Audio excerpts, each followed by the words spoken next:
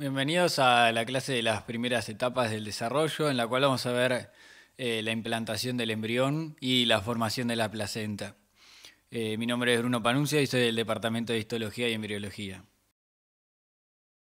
Bueno, hoy vamos a hablar entonces un poco de la placenta, este órgano temporario, es decir, que funciona y se forma únicamente durante cierto periodo de tiempo que es la gestación, y que tiene como principal función la de la nutrición del embrión y el feto, y también todo lo que es el intercambio de sustancias entre los tejidos fetales y el tejido materno. La formación de este complejo placentario representa un esfuerzo que es increíble, ya que en realidad es el producto de la formación de tejido de dos personas, al fin y al cabo, entre la madre y el feto, y entonces representa un esfuerzo en conjunto entre dos personas para formar un órgano, que si lo piensan es algo que no ocurre con otros órganos del cuerpo, es único. Y bueno, entonces la placenta es algo que nos caracteriza justamente a los mamíferos placentarios, que somos hoy en día la mayoría de los mamíferos, y es algo que nos define entonces como un grupo. Por eso tiene una relevancia sumamente importante tanto a nivel funcional como a nivel evolutivo, ¿no? Bueno, pero vamos de vuelta entonces un poco hacia atrás. ¿Cómo inicia esto? La historia hasta ahora se quedó alrededor de los 4 días, que es cuando el blastocisto pierde la zona pelúcida, este proceso que vieron que se llama como la eclosión. Y es entonces a partir de este momento que el blastocisto ahora puede aumentar de tamaño rápidamente, ya que no tiene esa constricción de la zona pelúcida que es rígida. Y entonces a partir de este momento ahora ingresa hacia la cavidad uterina y entra en contacto con la mucosa del útero, con el endometrio en particular, y comienza a nutrirse de la secreción de las glándulas que se encuentran en el endometrio. Recuerdan que el útero tenía cambios cíclicos de aproximadamente 28 días, que se corresponden con el ciclo menstrual, y que vimos que tenía también una correlación con todo lo que era el ciclo hormonal del ovario. Pero que, en fin, lo que hace es que hayan cambios a nivel de la mucosa del endometrio que preparan a este endometrio para la implantación del embrión. Es decir, estos cambios cíclicos lo que hacen es preparar a este órgano justamente para este momento que estamos viendo ahora. Entonces, en este momento que estamos viendo acá, que es cuando el blastocisto ingresa al útero, el endometrio se encuentra en la fase secretora, ¿no? Porque ya ha ocurrido la ovulación, si no, no hubiese habido fecundación. Y en esta fase, entonces en la fase secretora, lo que veíamos era que en el endometrio las glándulas aumentaban de tamaño y se volvían más tortuosas y aumentaba la secreción de estas glándulas. Y justamente la secreción de estas glándulas es la que nutre a este embrión durante estas primeras etapas. Entonces está bueno relacionar lo que vimos con los cambios cíclicos con esto. Y bueno, esta implantación en realidad puede ocurrir durante una ventana de tiempo que es bastante acotada, que se conoce como ventana de implantación y es de aproximadamente unas 48 horas, pero presenta variaciones. Y ocurre a partir de los 6 días en el cual el embrión comienza a adherirse a este epitelio en el endometrio. Entonces, a partir de estos 6 días es que se abre esta ventana de implantación y se abre durante poco tiempo. Y es en esta ventana en la cual justamente el embrión puede adherirse y comenzar a invadir toda lo que es la mucosa uterina. Entonces, a los 6 días, este blastocisto que estamos viendo hasta ahora está conformado por una masa celular interna que también se le conoce como embrioblasto, y por fuera una masa celular externa que es el trofoblasto. El trofoblasto en realidad va a originar solo parte del corion, que vamos a ver que es un anexo embrionario, mientras que el embrioblasto va a originar todos los tejidos y estructuras del embrión, así como también los otros anexos embrionarios del amnios, la alantoides, el saco vitelino y parte del corion. Entonces, a partir de estos 6 días es que el trofoblasto entra en contacto con el epitelio del endometrio del útero, que como habíamos visto acá se ve que es un epitelio simple cilíndrico, y entonces este trofoblasto entra en contacto con este epitelio en el polo embrionario, que es este que está acá, y a partir de que entra en contacto, estas células del trofoblasto empiezan a proliferar y a invadir dentro del epitelio.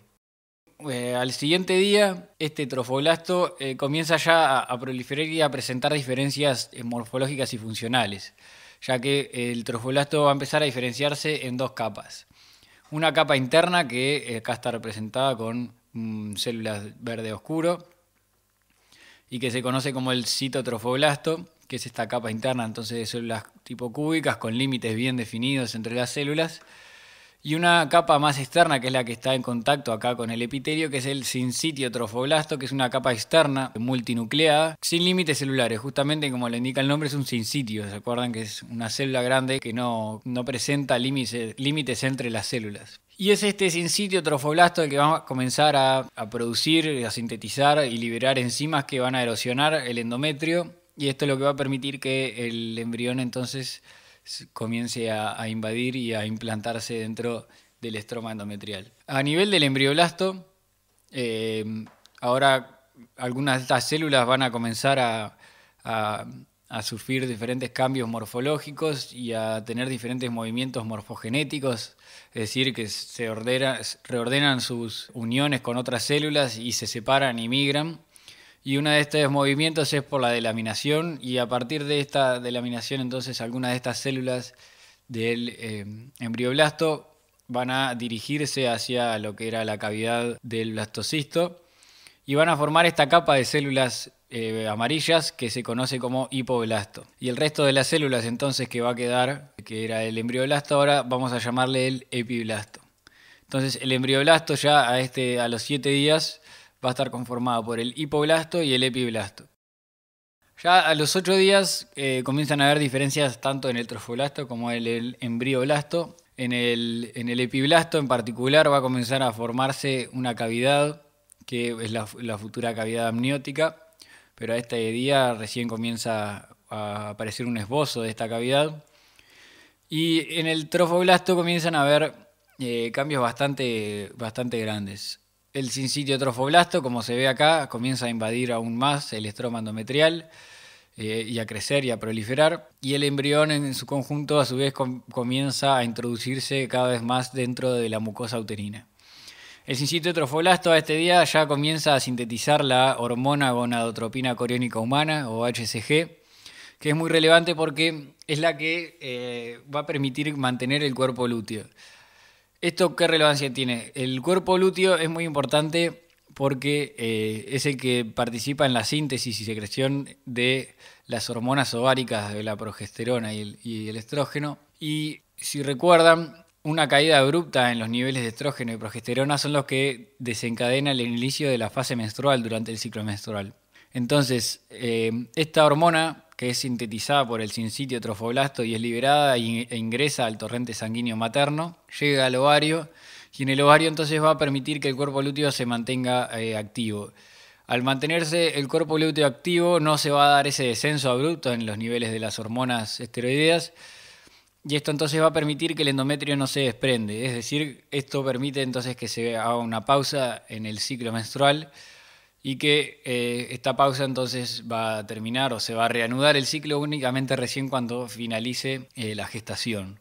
Sin embargo, el cuerpo lúteo no es la única estructura que permite esta pausa en el ciclo, es decir, que permite el mantenimiento del endometrio, sino que más adelante en el desarrollo aparecen otras estructuras que sintetizan hormonas y que por esta interacción con la placenta y con el feto es que el endometrio no se va a desprender. Pero durante estos primeros periodos de implantación y de desarrollo del embrión, esta hormona tiene un rol fundamental en impedir que se desprenda el endometrio y que continúe la gestación. Y esta hormona también es relevante porque es la base de muchos test de embarazo. Ya que esta hormona está presente únicamente cuando efectivamente se da el embarazo, es que se utiliza para la detección en sangre para determinar si el embarazo es positivo o negativo. Bueno, ahora a los 9 días ya el embrión está implantado completamente dentro del endometrio, al nivel del epitelio donde ingresó el embrión en una primera instancia se forma un coágulo de fibrina que sella el espacio y entonces ahora sí está todo el tejido del embrión dentro de la mucosa uterina, y también van a continuar los cambios a nivel del trofoblasto y del embrioblasto. En el sincitio trofoblasto, como se ve acá, comienzan a aparecer unas cavidades que se van a llamar lagunas trofoblásticas, que vamos a ver que son relevantes para el establecimiento del intercambio entre la sangre materna y el embrión. A nivel del embrioblasto ahora se va a formar, ahora sí, la cavidad amniótica, ya que se va a formar una cavidad que está completamente delimitada por epiblastos. Todas las células estas que delimitan la cavidad amniótica son de origen epiblástica. Y a nivel del hipoblasto también se van a ver diferencias. Las células del hipoblasto van a comenzar a proliferar y a migrar a lo largo de las células del citotrofoblasto en la superficie interior. Y es aquí entonces que van a comenzar a rodear toda esta cavidad que originalmente era la cavidad del blastocisto y va a delimitar esta cavidad que es la cavidad exocelómica. Ahora sí, entre los 10 y 11 días es que se establece esta relación entre la sangre materna y los tejidos embrionarios, ya que el sincitio trofoblasto comienza a erosionar todo lo que es la mucosa del endometrio y entra en contacto con capilares, con vasos sanguíneos que se encuentran allí y también los erosiona. Y estos vasos sanguíneos, estos capilares, van a comenzar a abrirse hacia estas lagunas que se encontraban en el sincitio trofoblasto, como se ve acá. Y entonces ahora es el sincitio trofoblasto que va a estar en contacto directo con la sangre materna. Y esta relación es la que va a durar entonces 9 meses hasta que se dé el parto. A los 10-11 días aproximadamente aparece otro tejido entre lo que era el hipoblasto y el citotrofoblasto, que es el mesodermo extraembrionario, que es este tejido que se ve acá con un rosado pálido y que es como un tejido conjuntivo bastante laxo que se origina a partir de las células estas del hipoblasto que encontramos acá, que tiene una transición de epitelial ahora a un tejido más mesenquimatoso, más tejido conjuntivo, y proliferan y forman este tejido que tenemos acá entonces entre medio. A nivel de lo que era el embrioblasto, ahora pasa a formar parte de lo que se llama el disco embrionario bilaminar. En estos cortes tengan en cuenta que esto es un corte en 2 dimensiones, pero siempre piensen que esto es 3 dimensiones, y si nosotros vemos esta estructura en 3 dimensiones vamos a ver que en realidad es un disco, y que es un disco que está formado por 2 capas, por eso es un disco embrionario bilaminar. Acá va a estar ya el epiblasto, que va a estar formando lo que es el suelo de la cavidad amniótica. Por este lado vamos a tener el amnio, ya el epitelio amniótico, que se originó a partir del epiblasto. Y formando la otra capa del disco embrionario bilaminar, entonces va a estar el hipoblasto, que va a estar formando el techo de esta cavidad, que es la vesícula umbilical primaria o el saco vitelino primitivo, que vamos a ver que va a tener bastantes cambios ahora. Entonces ahora, a partir de los 11-12 días aproximadamente, es que empiezan a aparecer espacios a nivel del mesodermo extraembrionario de este tejido nuevo que ahora rodea a todo el embrión. Y estas cavidades que aparecen en el mesodermo extraembrionario comienzan a fusionarse y ahora pasan a formar lo que es el celoma extraembrionario, que es esta cavidad que tenemos acá, o cavidad coriónica también se le puede llamar, y entonces ahora queda constituido todo lo que es el corión, que va a estar formado entonces por el trofoblasto, que es el citotrofoblasto y el sincitio trofoblasto, y el mesodermo extraembrionario, que ahora vamos a ver que esto es relevante porque es lo que va a formar parte también de la placenta. En estas imágenes preparados a unos 12 días podemos reconocer entonces bien la mucosa uterina en fase ya secretora, con las glándulas bien tortuosas, bien grandes, luz amplia. Y acá podemos reconocer entonces, si vemos a mayor aumento, estas estructuras que vimos en los esquemas. Podemos reconocer que acá está el disco embrionario bilaminar con el hipoblasto, el epiblasto, la cavidad amniótica, y entonces acá vamos a tener todo el hipoblasto delimitando la vesícula umbilical primaria o el saco vitelino primitivo. Acá vamos a tener todo lo que es el mesodermo extraembrionario con su cavidad, que es el celoma extraembrionario, cavidad coriónica. Y entonces por fuera acá vamos a tener el citotrofoblasto y el sincitio trofoblasto con estas lagunas entre medio que van a estar llenas de sangre materna. Entonces ahora a partir de los 13, entre los 13 y los 15 días, esta vesícula umbilical primaria o saco vitelino primitivo va a tener algunos cambios. Las células del hipoblasto van a comenzar a proliferar nuevamente y a dirigirse, a migrar en este sentido, y esto va a desplazar entonces a esta vesícula que era la vesícula umbilical primaria o el saco vitelino primitivo, y va a comenzar a desplazar esta vesícula entonces en sentido opuesto del polo embrionario. Entonces esto va a continuar hasta que en un momento se separa y todo lo que eran el saco vitelino primitivo van a quedar como remanentes en el polo opuesto. Y ahora sí, estas células que proliferaron nuevamente van a cerrar esta otra nueva cavidad que ahora sí va a formar entonces el saco vitelino definitivo. Así es como se ve entonces en una microscopía óptica con hematoxilina y eosina, más o menos a los 14 días. Podemos reconocer toda esta red lacunar en el sincitio trofoblasto, el celoma extraembrionario, esta cavidad bastante grande, y acá podemos reconocer el saco vitelino definitivo y el disco bilaminar.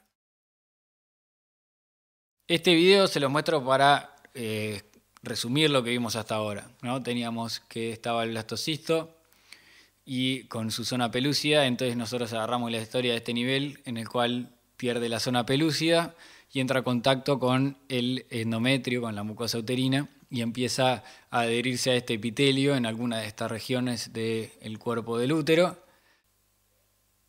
Y entonces es que ahora el trofoblasto va a entrar en contacto con este epitelio simple cilíndrico del endometrio, va a proliferar el sincítio trofoblasto, va a sintetizar y liberar enzimas que degradan la matriz extracelular y las células, erosionan todo lo que es el estroma endometrial y esto permite entonces la invasión del embrión y luego este embrión entonces que ahora ya está formado el embrioblasto ya pasa a ser el epiblasto con el hipoblasto y la cavidad amniótica y vemos que ahora el embrión ya se implantó totalmente, ya ingresó dentro del estroma endometrial, se erosionaron los capilares maternos, el sincitio trofoblasto entró en contacto con la sangre materna, el epiblasto y hipoblasto forman las estructuras, el hipoblasto prolifera, cubre, forma esta vesícula umbilical primaria y bueno, estas lagunas en el sincitio trofoblasto ahora van a comenzar a llenarse con la sangre materna. Se forma el mesodermo extraembrionario a partir del hipoblasto que cubre toda la esfera del embrión y en el mesodermo extraembrionario van a comenzar a formarse cavidades que se fusionan para formar la cavidad coriónica, se establece lo que es el corión, ya tenemos el amnios que fue formado y ahora se empiezan a ver algunos cambios a nivel de lo que era la vesícula umbilical primaria. Acá tenemos un aumento de lo que era el disco embrionario bilaminar con el hipoblasto, el epiblasto y la cavidad amniótica, el epitelio amniótico. Y bueno, esta vesícula primaria luego pasa a ser el saco vitelino definitivo, se desplaza lo que era la vesícula umbilical primaria hacia el polo opuesto a donde está el embrión. Y es entonces ahora, a partir de ahora, que tenemos esta foto que recién vimos ¿no? Ya podemos reconocer todas las estructuras que estuvimos viendo hasta ahora.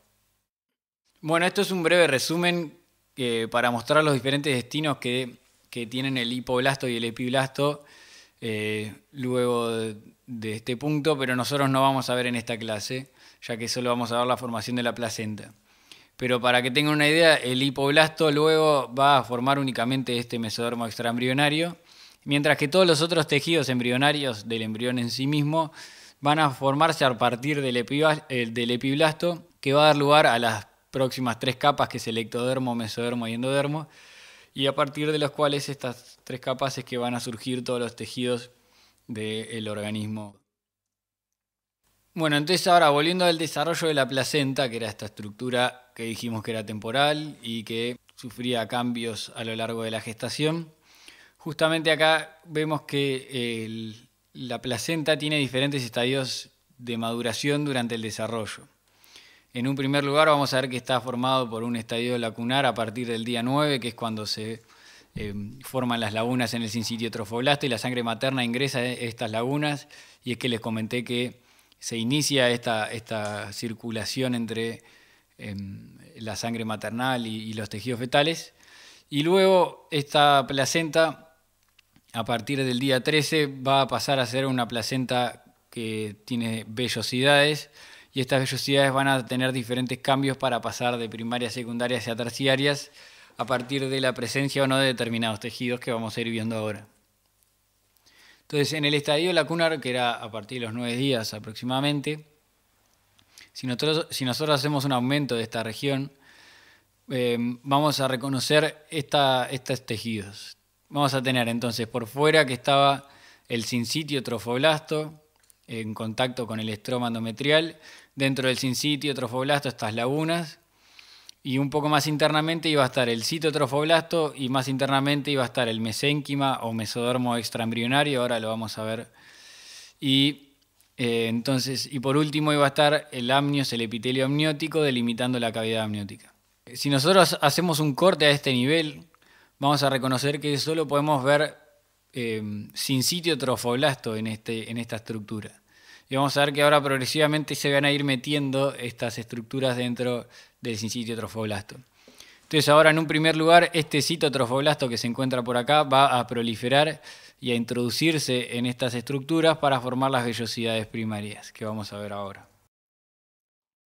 Entonces en las vellosidades primarias, como les comenté, este citotrofoblasto proliferó y comenzó a meterse en estas vellosidades, ¿no? Que si nosotros hacemos un corte transversal a este nivel, vamos a reconocer el citotrofoblasto más internamente, un eje de citotrofoblasto, y por afuera una capa de sincitio trofoblasto. Entonces se entiende cómo se formaron las vellosidades primarias, que es justamente eso. El citotrofoblasto proliferó y se metió dentro de estas vellosidades para formar las vellosidades primarias. Entonces, ahora va a estar la sangre materna en contacto con el sincitio trofoblasto y ahora un poco más cerca va a estar el citotrofoblasto. ¿Qué es lo que ocurre? Que ahora va a suceder lo mismo, pero con el mesodermo extraembrionario, con este tejido que tenemos acá, el mesénquima, también va a proliferar y va a introducir, se va a acompañar a este citotrofoblasto y va a meterse dentro de las vellosidades. Entonces, ahora en las vellosidades secundarias, el mesénquima entonces prolifera y se mete en las vellosidades. Y si nosotros hacemos un corte transversal, podemos reconocer ahora en el medio una porción de mesénquima o mesodermo extraembrionario, luego una capa de citotrofoblasto y por fuera el sincitio trofoblasto. Vieron que acá también se ve como el citotrofoblasto en este verde clarito proliferó y inclusive se metió más adentro que el sincitio trofoblasto. Entonces imagínense si ahora teníamos el sincitio trofoblasto y acá el citotrofoblasto lo atravesó y ahora cubre todo el citotrofoblasto, entra en contacto con el estroma endometrial acá. Entonces ahora las vellosidades terciarias se forman a partir de la invasión de vasos sanguíneos fetales que se introducen dentro de estas vellosidades, ¿no? Entonces teníamos el mesénquima, luego el citotrofoblasto y luego el sincitio trofoblasto, y lo que ocurre es que estos vasos sanguíneos del feto van a empezar a introducirse dentro de las vellosidades, y esto hace entonces que ahora los vasos sanguíneos fetales estén en estrecho contacto con la sangre materna. Vieron que ahora entre la sangre materna y los vasos sanguíneos fetales hay unas pocas capas de tejido, y es entonces ahora que estas vellosidades terciarias son las que van a permanecer durante el resto de la gestación, ya serían las maduras. Y esto entonces permite que se dé este intercambio entre la sangre materna y la sangre fetal que van a estar bien cerca. Entonces acá se ve un esquema de esta maduración de las vellosidades. Se ve que teníamos entonces el citotrofoblasto y sincitio trofoblasto en la primaria. Luego podemos reconocer un eje de mesénquima por dentro. Y ya entonces en la terciaria la reconocemos porque en el interior vamos a ver vasos sanguíneos. Luego estas vellosidades terciarias en realidad continúan madurando y en un estadio avanzado del embarazo se pueden observar algunos cambios. El citotrofoblasto en realidad a este nivel estaba formando una capa continua, pero ya en un estadio del embarazo más avanzado se va a ver como células aisladas, ya no todo como una capa continua, y también el sincitio trofoblasto, los núcleos se van a acumular en ciertos lugares que se conocen como nodos sincitiales, y también se va a dar un desarrollo de la vasculatura mucho mayor. Vieron que acá los vasos sanguíneos son bastante más grandes y más desarrollados. Ahora vamos a ver cómo se ven en una microscopía óptica con hematoxilina eosina. Acá en la vellosidad primaria podemos reconocer entonces el eje acá de citotrofoblasto y por fuera el sincitio trofoblasto.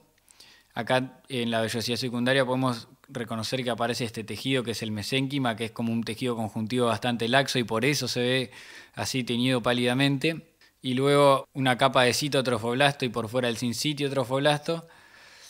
Y ahora en la vellosidad terciaria la reconocemos porque empiezan a aparecer estas estructuras que son vasos sanguíneos, entonces nos indican que ya estamos viendo una vellosidad terciaria. También a nivel de estas vellosidades terciarias podemos reconocer estas células que son bien grandes y que corresponden con los macrófagos placentarios o células de Hofbauer, que justamente eso, actúan como macrófagos.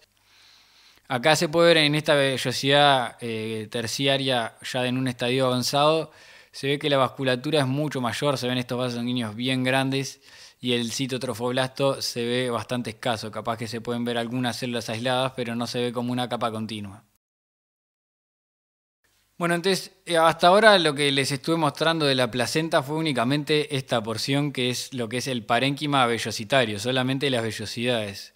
Pero en realidad la placenta madura contiene varias partes, está formada por una placa fetal, que es esta porción que se origina a partir del corion, y por el otro lado va a estar la placa materna que va a estar en contacto con el miometrio. Y vamos a ver que tienen bastantes diferencias para poder reconocer si estamos en presencia de la placa fetal o la placa materna. En cuanto al parénquima vellositario, vamos a tener diferentes tipos de vellosidades. Las vellosidades troncales, que son estas que se inician a partir de la placa fetal y que en un momento van a terminar en las vellosidades terminales. Vamos a tener vellosidades de anclaje, que son estas que alcanzan la placa materna y entran en contacto con ella directamente. Y bueno, y entre medio de las vellosidades va a estar este espacio intervelloso, que es importante porque es donde circula la sangre materna. Esta sangre entonces circula entre medio de estas vellosidades y es acá donde se da el intercambio entre la sangre materna y la fetal. Entonces, como les comentaba, vamos a tener la placa fetal o coriónica, es esta que tenemos acá y que está en contacto con la cavidad amniótica. La placa materna o placa basal. Y también vamos a encontrar el cordón umbilical que va a surgir a partir de la placa fetal y es donde van a encontrarse los principales vasos que van desde y hacia el feto y la placenta. Y luego vamos a tener otras membranas extraplacentarias que van a estar formadas por el corion y el amnios. En realidad nosotros ahora el esquema que estuvimos viendo es un corte de este disco que tenemos acá representado. Entonces acá podemos reconocer el cordón umbilical, acá tenemos la placa fetal, todo esto entonces sería la cavidad amniótica. Acá tenemos las vellosidades, todo el parénquima vellositario. Y acá tenemos entonces la placa basal o placa materna de la placenta. Vieron que acá vamos a ver unas imágenes luego de unas placentas, pero tienen una superficie fetal que es lisa y una superficie materna que está dividida por tabiques y que lo divide en lo que se conocen como cotiledones, que ahora vamos a ver bien. Entonces, en la placa fetal, una característica que es bastante distintiva y que nos permite reconocer que estamos en presencia de la placa fetal es la presencia de un epitelio simple cilíndrico que tenemos acá, que es el epitelio amniótico. Acá entonces en naranja tenemos todo lo que es la cavidad amniótica y en celeste entonces es el epitelio amniótico. Esto está presente únicamente en la placa fetal de la placenta. Otro tejido que vamos a encontrar acá es el mesodermo extraembrionario por debajo de este epitelio. Y también acá vamos a encontrar ramas del vaso umbilical, es decir, estos vasos que tenemos acá que van a comenzar a ramificarse y a introducirse en las vellosidades. Y los vamos a ver como estos vasos sanguíneos bien grandes y son otra característica que nos va a permitir reconocer la placa fetal. Esta placa fetal entonces es esta porción que tenemos acá de tejido y todo esto que tenemos acá entonces es el parénquima vellositario. Todas estas estructuras que vemos acá son vellosidades en diferentes planos de corte y este espacio que tenemos acá entonces es el espacio intervelloso que está repleto de sangre materna. La placa basal no vamos a encontrar este epitelio amniótico, ya que si seguimos para acá abajo vamos a encontrar todo lo que es el miometrio, esta capa gruesa de tejido muscular liso del útero. Y a este nivel entonces vamos a ver que acá tenemos todo lo que es el parénquima vellositario, acá se reconocen más fácilmente todas las vellosidades en diferentes planos de corte. Acá reconocemos una vellosidad de anclaje, vieron que llega y entra en contacto con esta porción de tejido que es la placa materna. Vemos estos vasos sanguíneos bien grandes que están en el interior de la vellosidad, entonces son vasos sanguíneos fetales. En la placa basal o la placa materna, en la capa más cercana al parénquima vellositario, vamos a encontrar una porción de tejido bien fibroso que es el fibrinoide, que por uno de estos lugares es donde se va a separar la placenta luego durante el alumbramiento. Y entonces, por debajo acá en toda esta porción, que es el estroma endometrial, que es parte de la placa basal o la placa materna, vamos a encontrar estas células que son bien grandes y bastante pálidas, que son las células deciduales, que en realidad se originan a partir de las células estromales del endometrio, es decir, estas células del tejido conjuntivo que se encontraban entre las glándulas uterinas.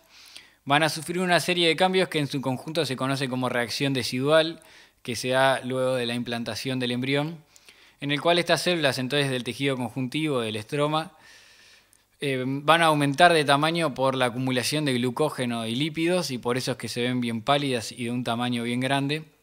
Y entonces ahora van a pasar a ser células deciduales. Esta reacción decidual se va a propagar no solo en el lugar donde se implanta el embrión, sino a lo largo de todo el endometrio, pero va a presentar algunas diferencias. En el lugar donde se implanta va a formar parte de la decidua basal, que es donde se ve la mayor proporción de cambio, es decir, que esta reacción decidual ocurre en mayor medida. Y luego en el resto del endometrio va a formar parte de la decidua parietal, que se va a ver una reacción decidual pero mucho menor. Por último queda la porción del endometrio en la cual rodea a esta estructura del embrión, que si piensan que se implantó acá y luego entonces es esta parte que rodea o encapsula a este embrión, que se conoce como decidua capsular, que también sufre una reacción decidual. Más tardíamente esta decidua capsular se fusiona con esta decidua parietal, se fusionan y acá se ve entonces cómo quedan fusionadas la decidua parietal y el corion y el amnios y quedan todos como una única estructura. Bueno, si nosotros hacemos un corte transversal de este cordón umbilical, es decir, cortamos en este sentido, vamos a reconocer que por fuera vamos a ver el epitelio amniótico, que si piensan que es continuo con este que veíamos recién.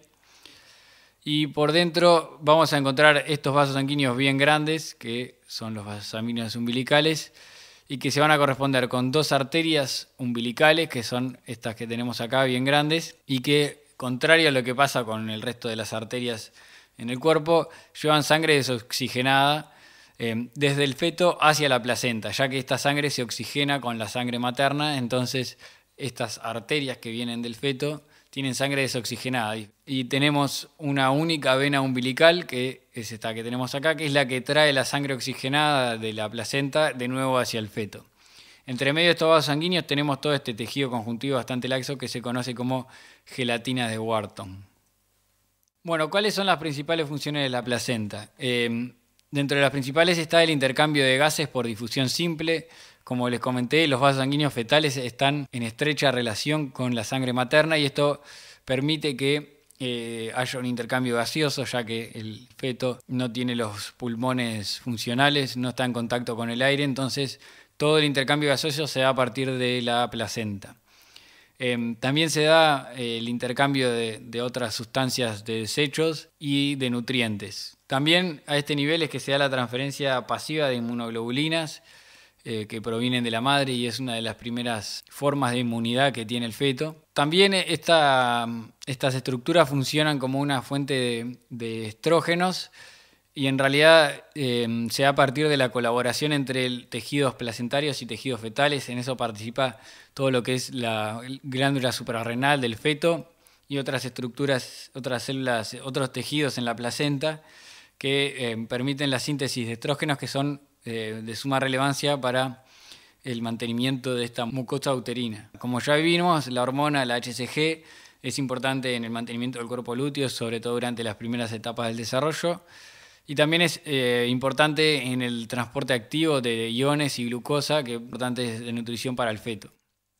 Entonces la placenta humana la podemos clasificar en primer lugar como hemocorial, ya que las vellosidades placentarias están bañadas directamente sobre la sangre materna. Es decidual porque desencadena toda esta reacción decidual en el endometrio. Es discoidea porque tiene una forma de disco achatado. Es vellositaria porque presenta estas vellosidades que van madurando de primarias hasta terciarias. Y es coriolantoidea porque está formada por tanto el corion, que forma parte de todo el mesodermo extraembrionario, y el trofoblasto, y alantoidea porque también los vasos sanguíneos provienen de esta estructura embrionaria que es el alantoides. Unos 30 minutos luego del parto, la placenta, las membranas embrionarias y el resto del cordón umbilical son eliminadas del útero en un proceso que se conoce como alumbramiento. Y entonces ahora nos deja ver cómo se ve la placenta. Entonces acá sí, esta es una foto real de la superficie fetal de la placenta. Se puede ver que es bastante lisa y reconocemos el cordón umbilical. Mientras que en la superficie materna reconocemos estos cotiledones, que eran estos pedazos de tejido que están divididos por estos tabiques placentarios. Bueno, esta es la bibliografía recomendada para este tema y bueno, esperemos que les haya gustado y nos vemos en la próxima.